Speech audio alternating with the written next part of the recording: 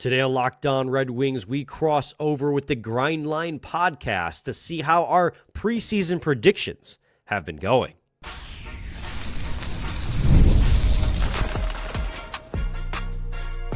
You're Locked On Red Wings, your daily podcast on the Detroit Red Wings. Part of the Locked On Podcast Network, your team every day. What's up, and welcome to another episode of the Grind Line Podcast. I am your host, Greg. You're listening to episode 374. I'm here tonight with Ryan, but also with our friends Scotty Bentley and Brian Fisher from Locked On Red Wings. Thank you, gentlemen, for joining us. We're have a fun episode today talking about preseason predictions and how they panned out. How you guys doing? Doing really good, Greg. I appreciate you having us on as always. It's been, I think, since last spring since we've crossed over. Looking at the DMs between us, that was when the last link got sent over. So I was like, okay, it's been a minute. So it's great to be back on talking about our respective preseason predictions and where we all went terribly wrong as per usual. Yeah, I can't wait because we already talked about a couple of them before we record. I really can't wait. But it's I think the silver lining is like the team has been so good that like some of them you look at and you're like, I'm glad that was wrong. Like, Right. It's been fantastic years so far. So. Yeah, I think, though, we first have to start the episode by talking about Team USA women's just miraculous, I don't even want to say miraculous, amazing victory over Team Canada. They had stomped the entire tournament up until that point. Hillary Knight ties the game with minutes left. They go to overtime, and it was, who was it? Was it Keller that scored the goal? Yep. Yeah, Farmington Hills native. With the old left bumper crossover to walk it in. For those that played Shell. Yeah, Megan Keller ends the tournament with 3 goals and 6 assists, 9 points in 7 games. And then Hillary Knight, which is going to be her last Olympics, has 3 goals and 3 assists for 6 points in 7 games. It's everything you kind of wished a gold medal match would be. It was a high intensity game. Not a lot was getting by. And we own hockey now, at least for the women's. We'll see what happens with the men's, but it's ours on the women's side. Yeah, it's too bad that in the Olympics they don't give you a championship ring too, because there's a great pun to be made about Hillary Knight getting 2 rings in one weekend. But unfortunately, they give out not unfortunately, but for this instance, they give out a gold medal. Only has a gold medal. Unfortunately, she only has a gold medal because because she also got engaged a couple days prior to that. So like, it is a big weekend for Hillary Knight, and she's an American hockey legend. So for her to get the game tying goal in her final Olympics and what was such a tight checking game, like that was awesome to see by Hillary Knight and Team USA, because you're right, Greg, they blew out the competition, including Team Canada in every game. 5 or more goals, 4 in every single game, shutouts in 5 of the 6 previous games, and the only goal they allowed up until that point was 1. They walk away from the tournament only giving up 2 goals all tournament, and one of those was in the overtime winner for gold. Like, Team USA was a wagon this year in the women's tournament. Yeah, that goal by Hillary Knight gave her the all-time women's Olympic USA record. Like that goal, literally goals and points. For goals and points. So she, certainly a heck of an Olympics for her. But I mean, obviously, as we've already all alluded to at this point, a heck of an Olympics for the entire team.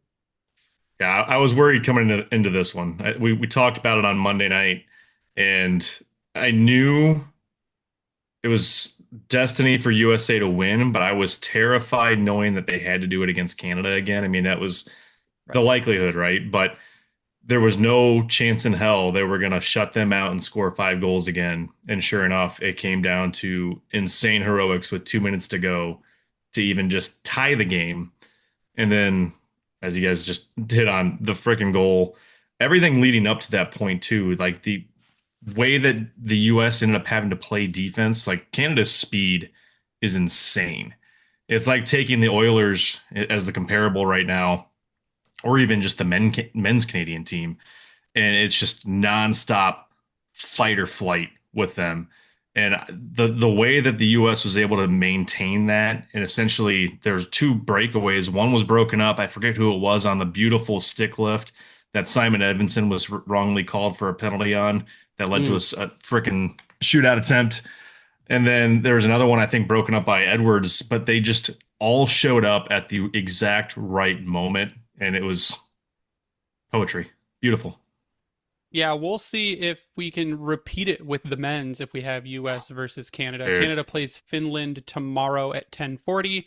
US plays Slovakia tomorrow at 3:10. It says 15:10 Yeah. on the website. It's 3:10. 3:10. Yeah. You don't So- know standard military time, Greg? No, don't let him shame you. Don't let him shame you. Come on. It's the math's easy. No, You should let Allison- him shame you. It's my that one's watch not does too not. hard. My watch never goes to 15, so that is 3:10 p.m. is when the U.S. will play Slovakia. My We phone get it. shows it. You were in the army. Congratulations. So Congratulations. Allison's a nurse, and so all her stuff's in military time, standard Yeah. time too. It's And easy. I'm always just like, Allison, your clock's broken. Like 15:10 doesn't exist on the clock. Like what's going on here? You my So don't car's let him. that way. I'm on your side here, Greg. Don't let Thank Ryan you. shame you. the hosts take it. Simpletons. So we're going to get on to what some of our preseason predictions were and how they track toward where we are at in the season right now. And we're going to start with a sore spot, I think. The sore spot we're going to start with is Marco Kasper. So at the beginning of the season, we were all real high on Casper because of how he left off last season. He gets under Todd, he starts taking off, he scores in bunches, he does really well. And then we brought up, like, what do you think, like, realistically for Marco Kasper could be next season? Ryan, you had said Marco Kasper would have between 55 and 60 points. I had him at 55 on the season.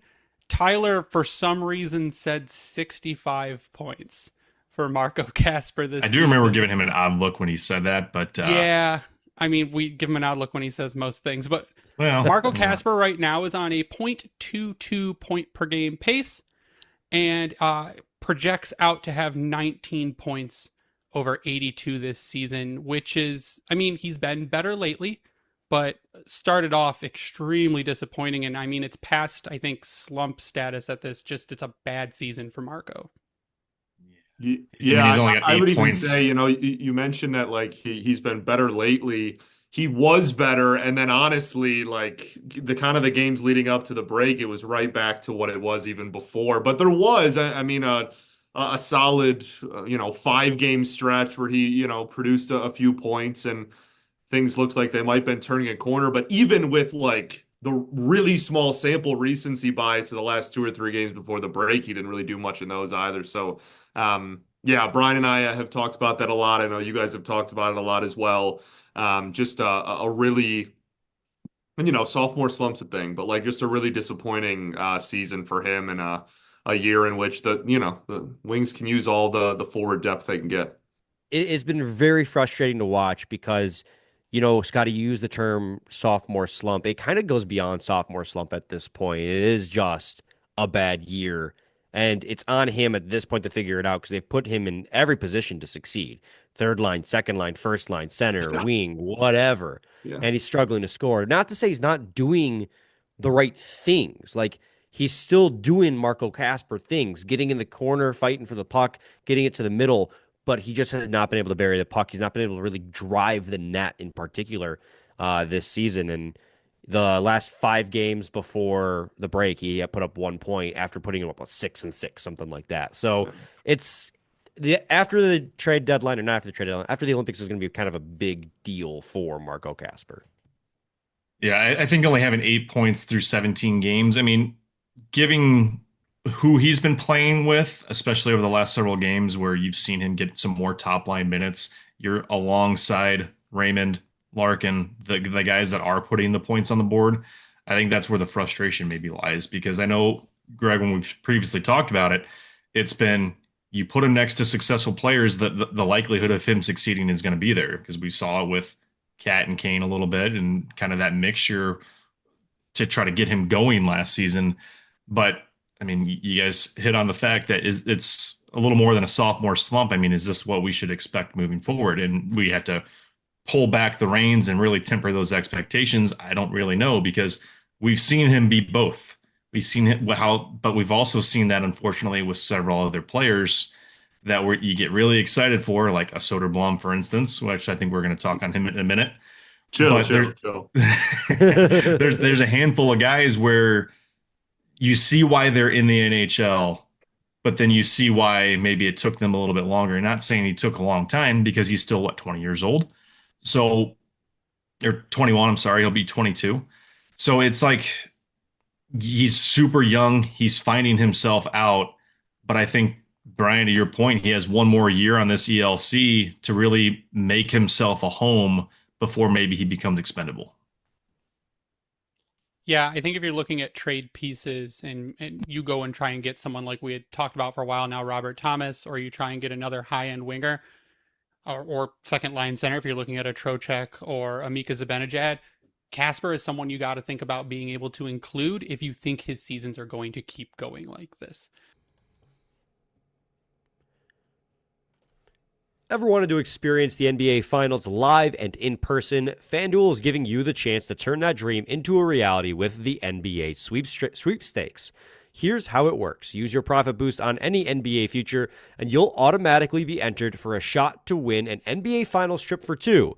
That's right. Flights, tickets, the whole experience. If you're already looking at the board and thinking about which team can make a deep run, this is the perfect time to lock in. I love futures this time of year, whether it's picking a team to win the championship or grab a conference title. It adds this extra layer of excitement that every game down the stretch. Now, not only can you pick cash, but it can also send you to the finals. Visit FanDuel.com to get started. Use your profit boost on an NBA future and get entered for your chance to win a trip to the NBA Finals. Play your game with FanDuel, the official sports betting partner of the NBA. Ryan, you did mention Elmer Soderblom. And Elmer Soderblom, Scotty had a really interesting prediction on Elmer during one of the preseason episodes that Elmer Soderblom would get top 6 minutes for a month this season. Granted, Elmer Soderblom, I think, has seen the top line, has this been more than once this season, but not for any extended period of time. But Elmer is another guy who I would say recently has looked better after being scratched for games this season before Berggren was shipped off.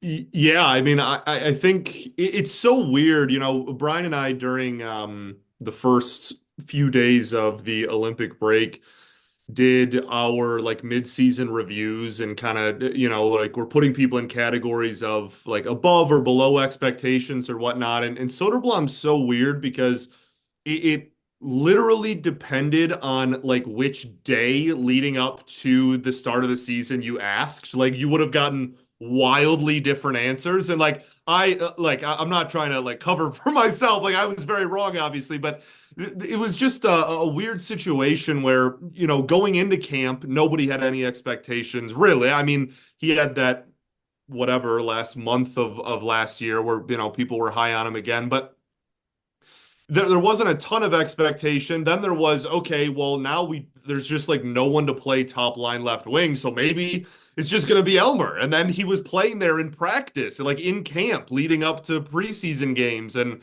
then, you know, like what, you know, kind of put the nail in the coffin was the emergence of Finney. And so I think that, I don't know. I obviously a month at this point would be crazy. But like it is still from a bigger picture, like perspective to me, it's still so wild that they have had all of this momentum and have had such a positive year and have taken a step forward. They still do not have anyone that can produce at top line left wing. It's astonishing. Like it I don't know. I think that is just such a glaring hole still, despite the year that they've had. And Elmer certainly did not fill that hole.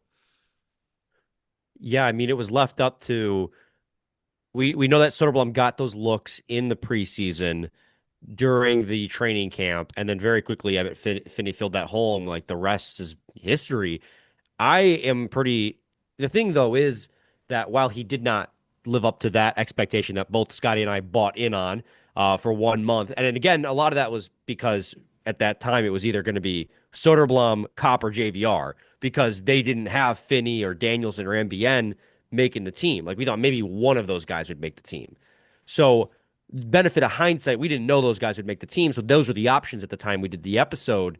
But it's just like he does have a skill set. Like there was logic behind that take that has aged so poorly, right? Like the size, the hands, he's not overly physical. He doesn't drive the corner, and he's not particularly fast, which at the end of the day is why he probably wasn't a fit on that line, because they need somebody who can really win those corner battles. But when he's on that third line, for example, now that he's an everyday player, I like a lot of what I see out of Soderblom, and you do see him trying to kind of reinvent the way he plays. Oh, not reinvent as in like he's going to stop dangling. No, he does that all the time.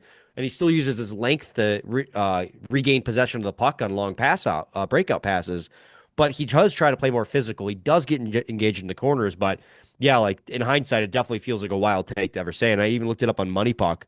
On Money Puck, I don't think that he's even played. If he has played with Larkin's line this season, it's been less than 10 minutes, because that's as low as the filter will go on Money Puck. Ooh, now I have to check. I can check. While Ryan is looking, if you look at Elmer Soderblom's natural stat trick evolving hockey card, he does have a 63 defense, and that is partially because of his reach, his ability to control the puck. I mean, I remember there's a game early this season where he made an amazing play from his knees to the slot that I don't remember who banged it home, but for a goal with a primary assist.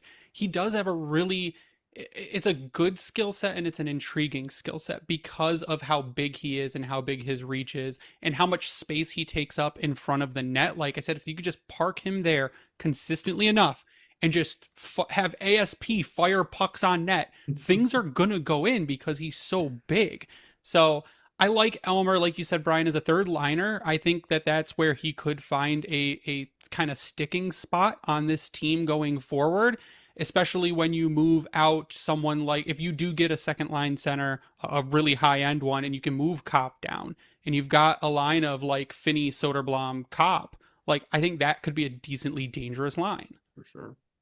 Yeah, I've really enjoyed Elmer with JVR and Raz. Like, for one, they're all just giants, but they have been just unleashing on people. And to your, like you guys said, when he goes, now he's actually going to the corners and making something happen, but he's showing the skill of how he can make it happen. Like he'll push the puck off to the one side, then all of a sudden you see his stick bring the puck along the boards, and he's moving it out the other way, and now he's doing a quick cycle with it and actually setting somebody up. And then when you got JVR out there, he's just making everything look easy.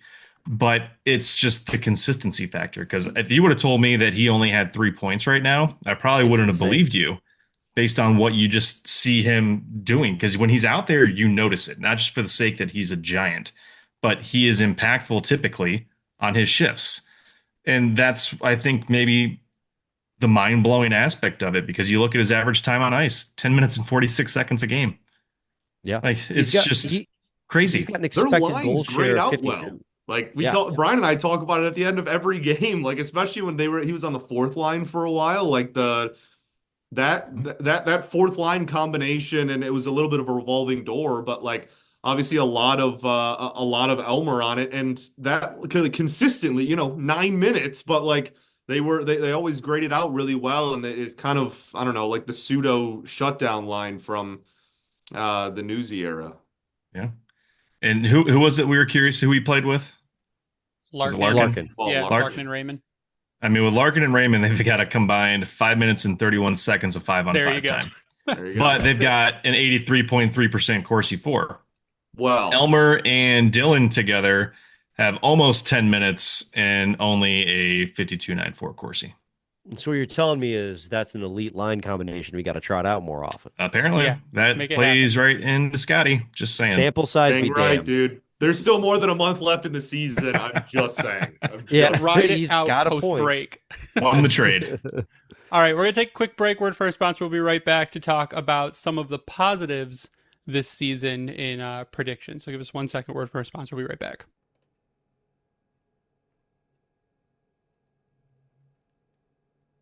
And we're back. And we're going to talk about a player that I think is on his way to meeting what we had predicted for him, and that is Lucas Raymond. So we had Lucas Raymond, and I think, Ryan, we had all come to a consensus that Lucas Raymond was going to have a 90-point season. And that's what we had said. We're like, if he can pick it up and Dylan Larkin can stay healthy all season and he can just play consistent hockey like we know he can, 90 points. Right now, Lucas Raymond is at a 1.07 point per game pace and is projected to get 88 points over 82 games. And with how he has played in the Olympics so far, or his Olympics is over, but how he has played in the Olympics, I think would he tie for the second highest Swedish point getter in the Olympics? He was all time second highest skater in any country. He was only behind McDavid overall. Yeah. Yeah. But I think he tied the Swedish record though, didn't he? Oh yes. Yeah.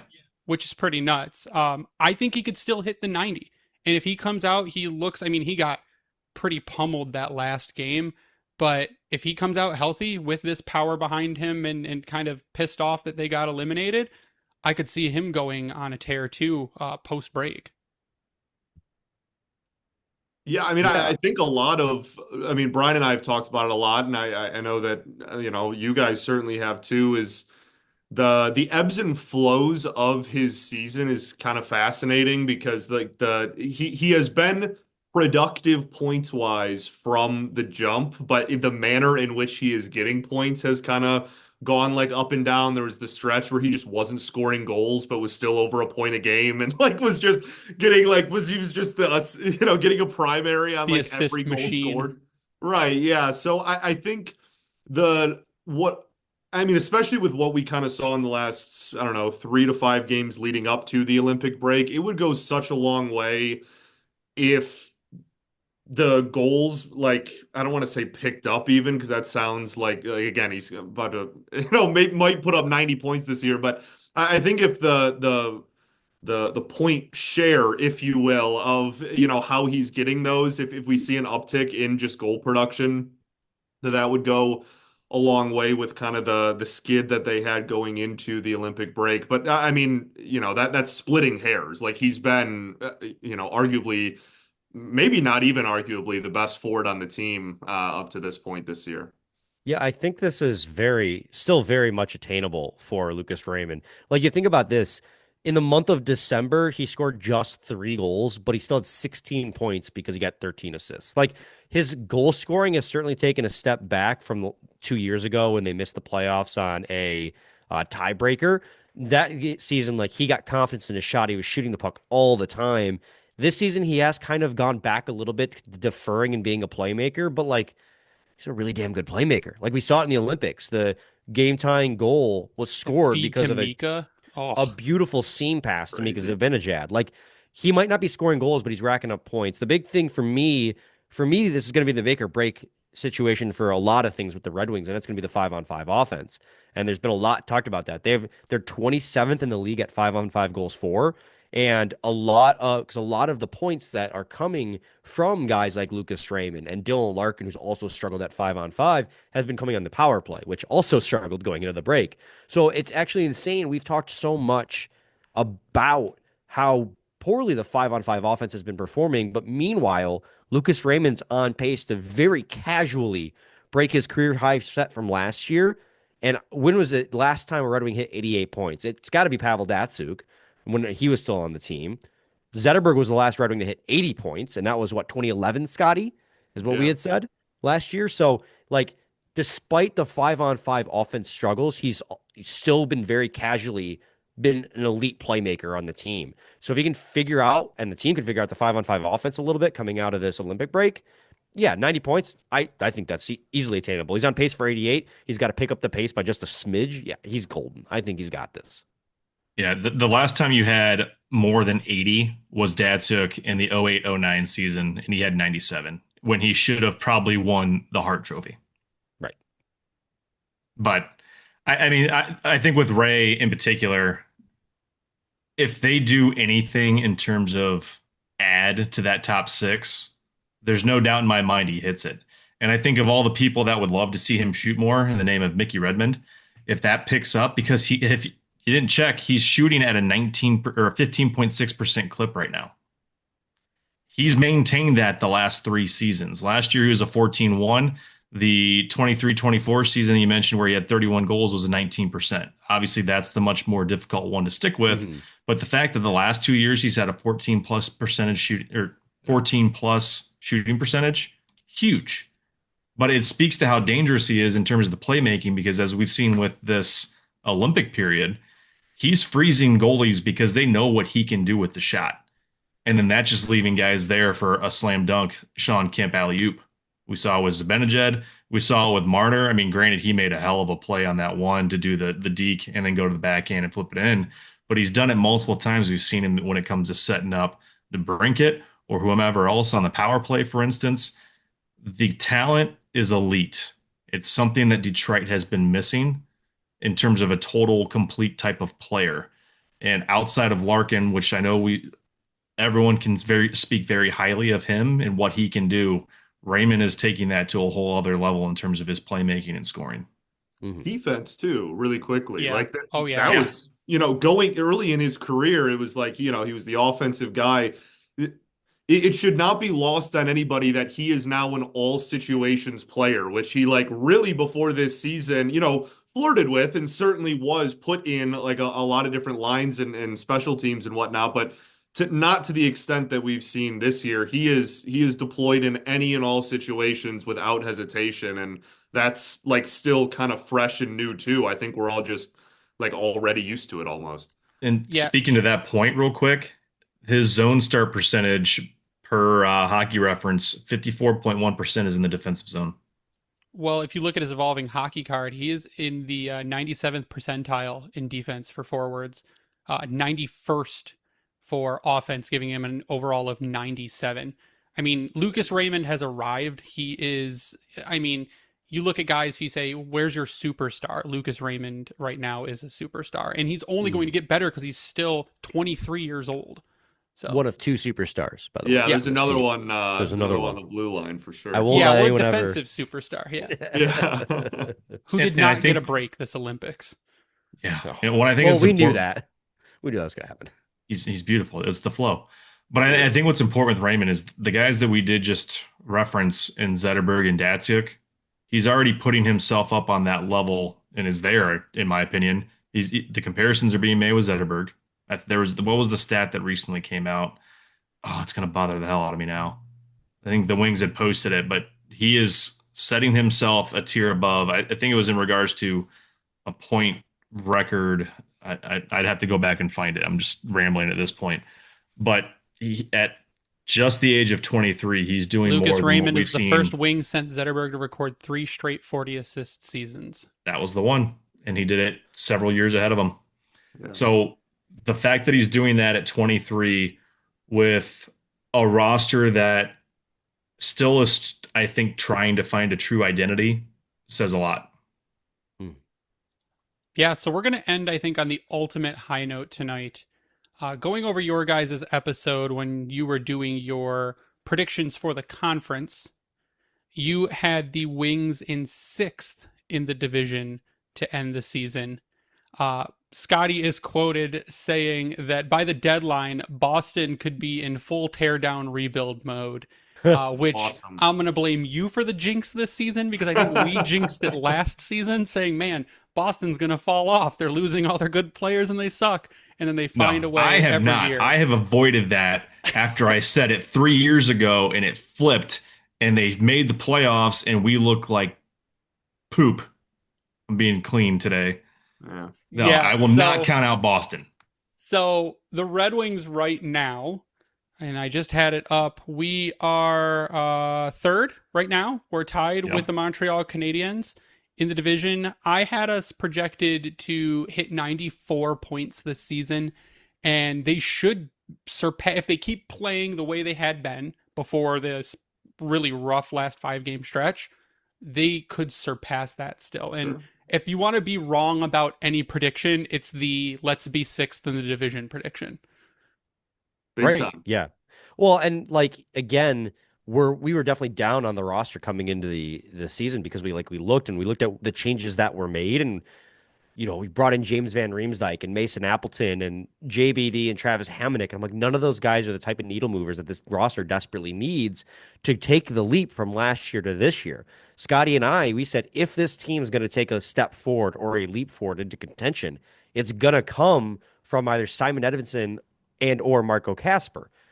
Simon Edvinsson, Simon Edvinsson has shown up. He's part of the best defensive pair in the NHL with Moritz Seider.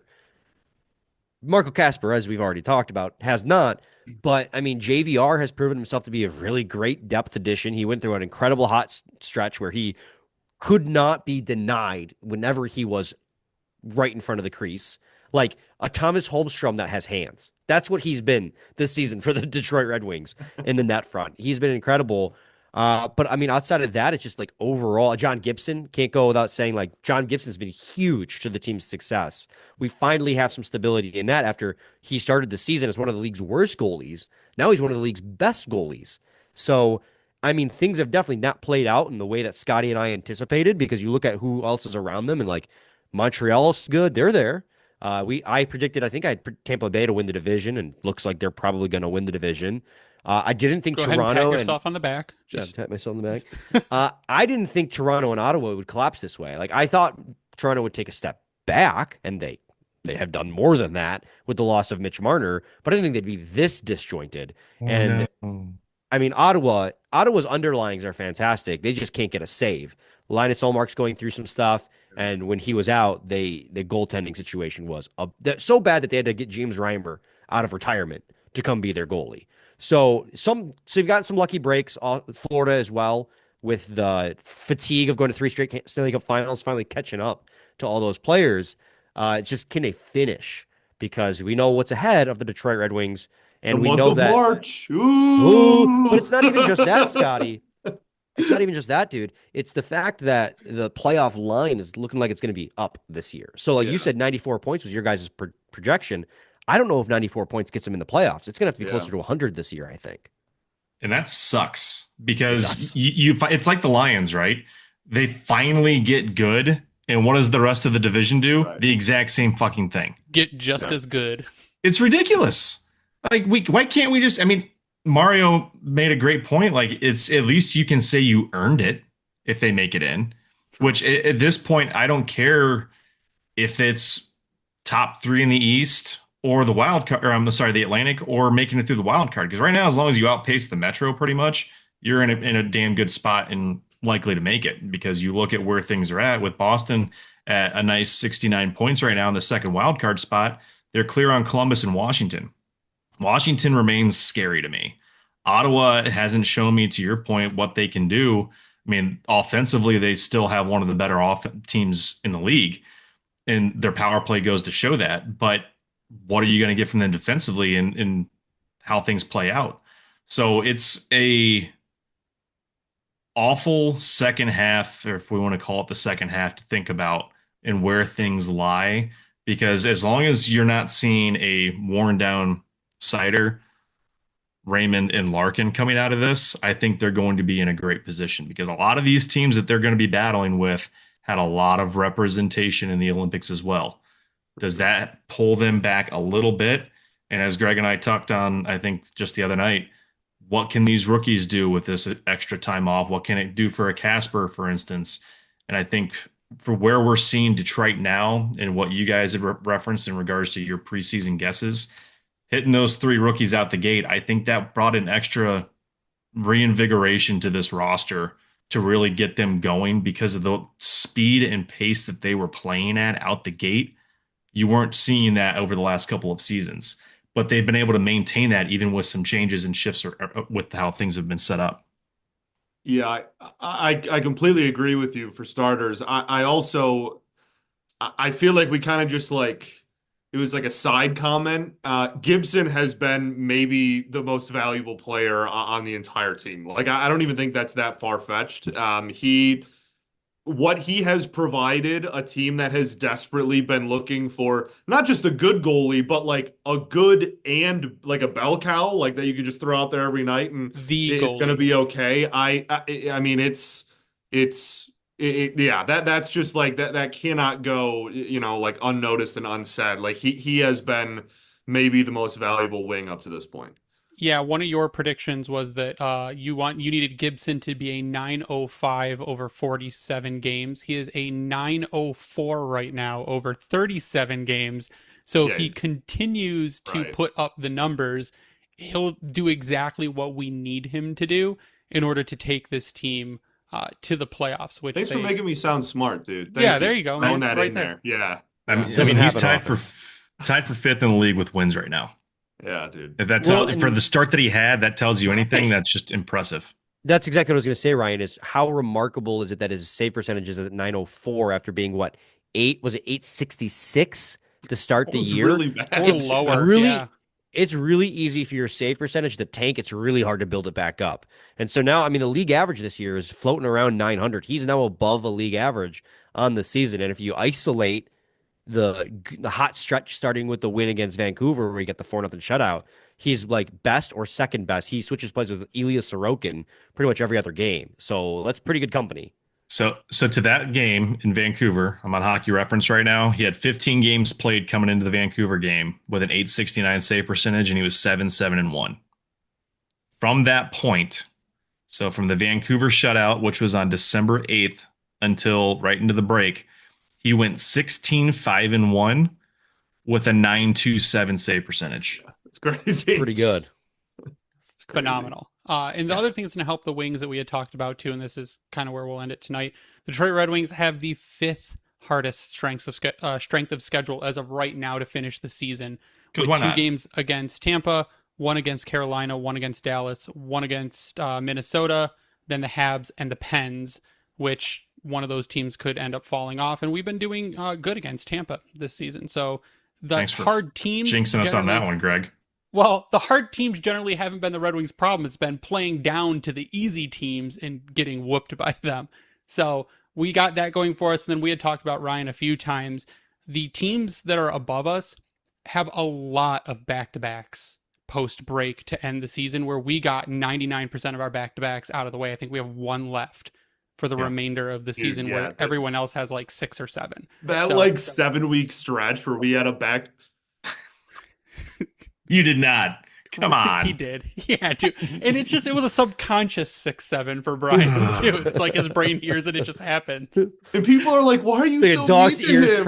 Why are you so mean to Brian? That's why, dude. He deserves it. He deserves it. I love how you tried to just play it off and just act like he was still looking at the screen off to the side there. Unbelievable. I went right back to what I was doing as soon as I was done. I was looking at something else on my screen, but still saw your hands go through that.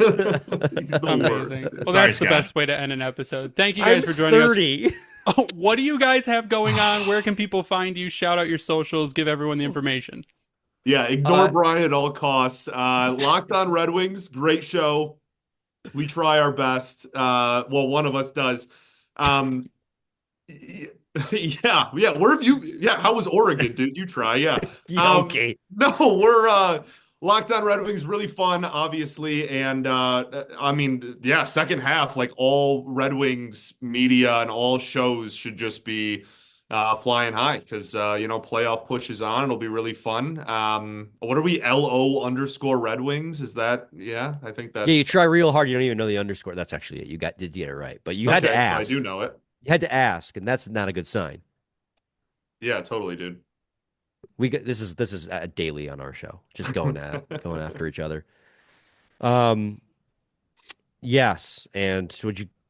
What are we doing? Your stuff, if you. Yeah, okay. I'm Scotty. You're like B Fish. I'm no, that's Burgundy. not it. I'm Ron Burgundy. I'm at Brian Fisher LORW. That's it. That was close. Yeah. Cool. If you would have let him finish, Ryan, Brian, 33. I think he probably would have had it all. Right, Ryan? What's that? Are you still RD Ryan 33? Oh, it hasn't changed in like decades. Yeah. Awesome. But yeah, go listen to Locked On Red Wings. I listen to they're my treadmill podcast. I go take a walk. It's the perfect amount of time to get a really good walk in. So every day I walk 1.5 miles and I start the show and end the show right on time. So are they your Zen?